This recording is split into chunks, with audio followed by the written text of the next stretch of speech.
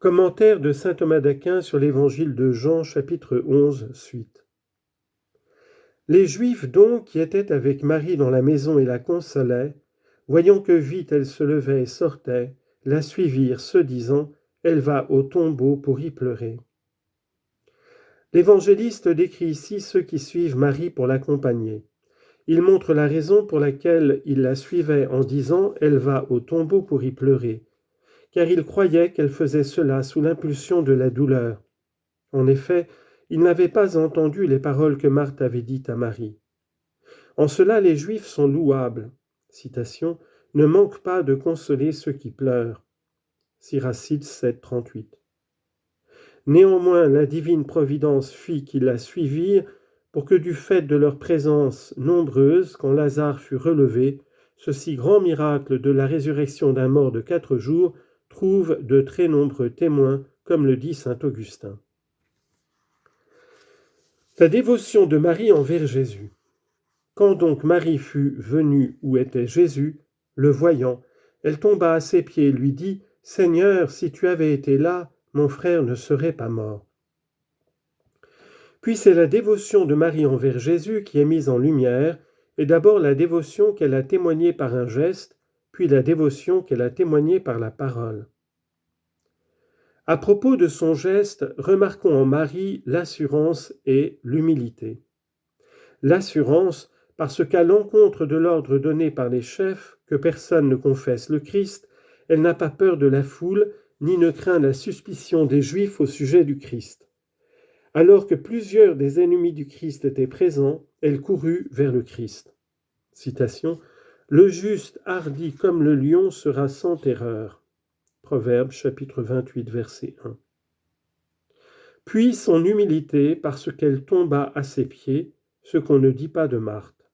Citation, « Humiliez-vous sous la puissante main de Dieu, afin qu'il vous élève au temps de sa visite. » 1 Pierre 5, verset 6.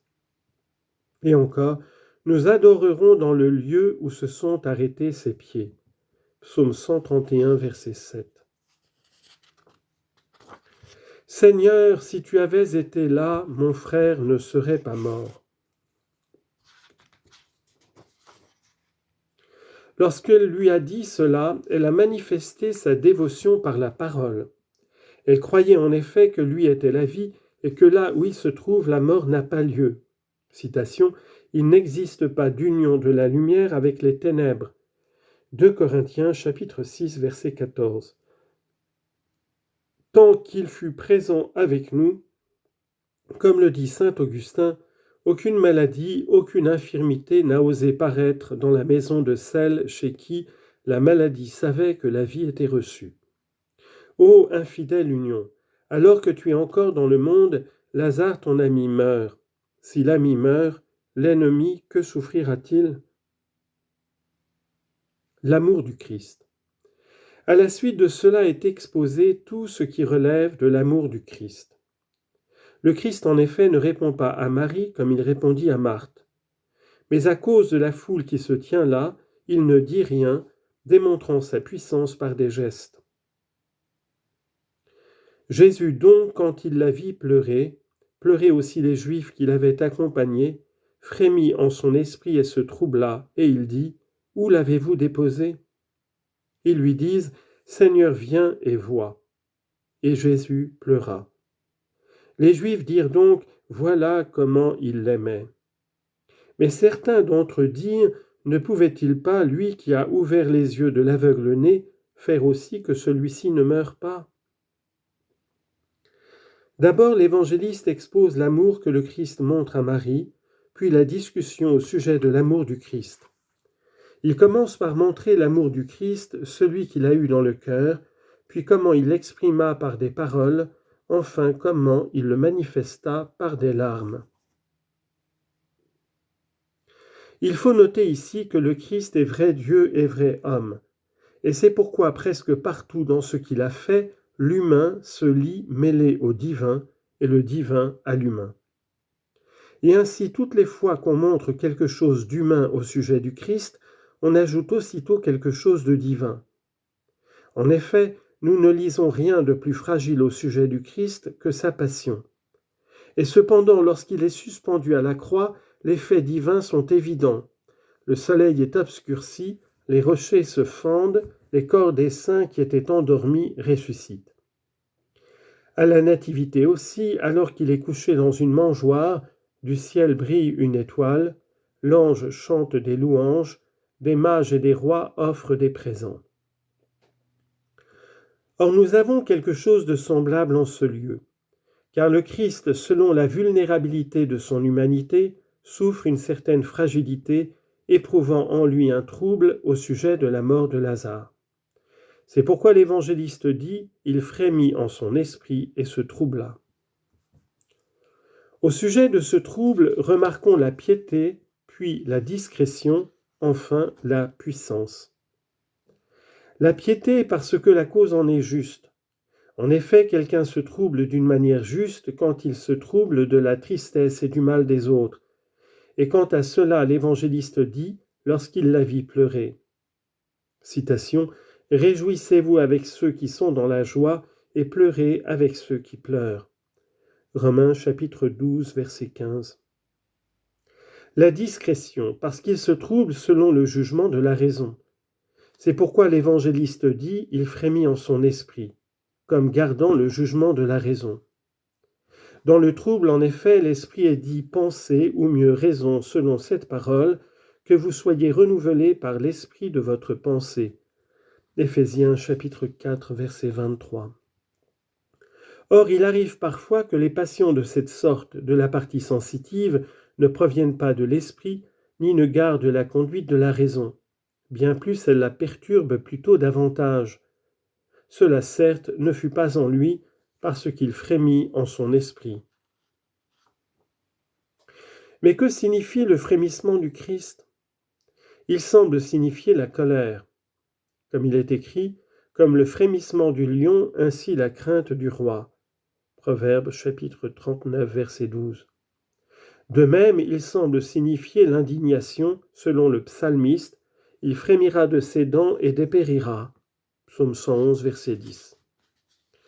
Je réponds, il faut dire que ce frémissement dans le Christ signifie une colère et l'indignation du cœur.